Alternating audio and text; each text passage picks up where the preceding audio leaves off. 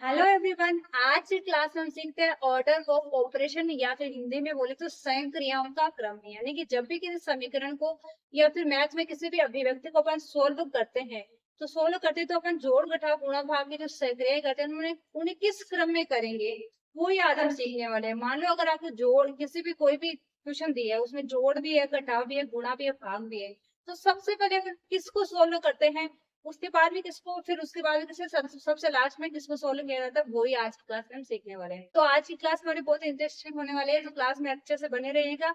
तो चलिए class start करते हैं।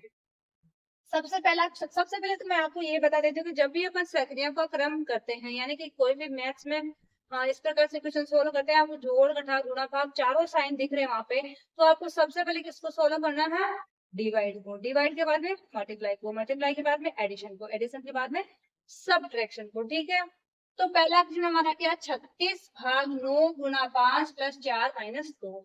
तो सबसे पहले हमें क्या करना है, देखो क्वेश्चन को उतार लेते हैं एक बार। 36/9 गुणा 5 प्लस 4 - 2। सबसे पहले 36 के अंदर डिवाइड भी है, मल्टीप्लाई भी है, एडिशन भी है, सब्ट्रैक्शन भी है। तो सबसे पहले इस 36 में भाग लगाना है 9 का, 9 का भाग लगाएंगे, 9 जो 36 यानी कि 4 आ जाएगा। 4 गुणा 5 प्लस 4 - 2, वैसा का वैसा लिखे। अब डिवाइड का तो काम हो गया, उसके बाद आता है मल्टीप्लाई। तो 4 को 5 से गुणा किया जब 4×5 = 20 प्लस 4 - 2। देखो जैसे जैसे आप सोल्व करते जाओगे ना, वैसे वैसे वो साइन हटता जाएगा। 20×4 = 24, 24 - 2 बराबर क्या हो जाएगा, 22। यही क्या हो जाएगा हमारे आंसर। अब करते हैं इसी का सेकेंड क्वेश्चन। क्वेश्चन बहुत इजी होते हैं, केवल हमें बॉर्डर मार्क्स होगा ना, जैसे उसमें अपन करते हैं ना डिवाइड मल्टीप्लाई एडिशन सब्ट्रैक्शन, वैसे ही इसमें भी वही होता है। फिर नेक्स्ट क्या है, सेकंड हमारा है 19-5 गुणा 3 प्लस 2। इसमें देखिए डिवाइड नहीं है, डिवाइड तो नहीं है, लेकिन डिवाइड नहीं है तो क्या हुआ, इसमें देखो मल्टीप्लाई भी है, एडिशन भी है, सब्ट्रैक्शन भी है। जब भी इस प्रकार से आए हमें क्रम, तो हमें क्या ध्यान रखना है, हमें किस क्रम को ध्यान रखना है, सबसे पहले डिवाइड, डिवाइड नहीं है तो डिवाइड को साइड में कर दो, डिवाइड के बाद में मल्टीप्लाई, एडिशन, सब्ट्रैक्शन। तो सबसे पहले इसमें क्या होगा, इन दोनों का गुना होगा। जो 5 को 3 से गुना किया तो 15, तो यहाँ पे आ गया 15 और प्लस 2। अब डिवाइड के बाद में क्या होता है, सॉरी मल्टीप्लाई के बाद में एडिशन, यानी इन दोनों को जोड़ना है। 19 - 15 हो तो 17, यानी 17। 19 से 17 जाएगा तो आएगा 2। यही क्या हो जाएगा हमारा आंसर। क्लास आपको कैसे लग रही है उसके लिए मुझे लाइक कर दीजिए प्यारा सा, ताकि मुझे पता चले कि आपको क्लास देखने में मजा आ रहा है कि नहीं आ रहा। थर्ड क्वेश्चन देखिए हमारा क्या है, 250/25 प्लस 5 गुणा 3 - 7। सेम वही काम करना है, डिवाइड भी है, मल्टीप्लाई भी है, एडिशन भी, सब्ट्रैक्शन भी। तो सबसे पहले करना है डिवाइड। 250 में आप 25 का भाग लगाओगे तो इतना कुछ भी करने की जरूरत नहीं है। 25 में 25 का भाग लगाते तो एक बार जाता है ना, और ये जीरो है वो एक के पास में कर देना, तो कितनी बार जाएगा, 10 बार। आ गया 10 प्लस 5 गुणा 3 - 7। 5 को 3 से गुणा किया तो 15, तो 10 प्लस 5 × 15 -7। अब 10 और 15 कितने हो जाएंगे, 25। 25 - 7 कितना हो जाएगा, 18। 18 हमारा राइट आंसर होगा। ठीक है, कमेंट करके जरूर बता दीजिएगा कि आपको इस प्रकार के क्वेश्चनों को देखने में मजा आ रहा है कि नहीं आ रहा है, और अपने दोस्तों के साथ में शेयर कर दीजिए ताकि वो भी इन क्रियाओं को क्रम आसानी से सीख जाए। अब देखिए हम करते हैं इसी का क्वेश्चन नंबर 4।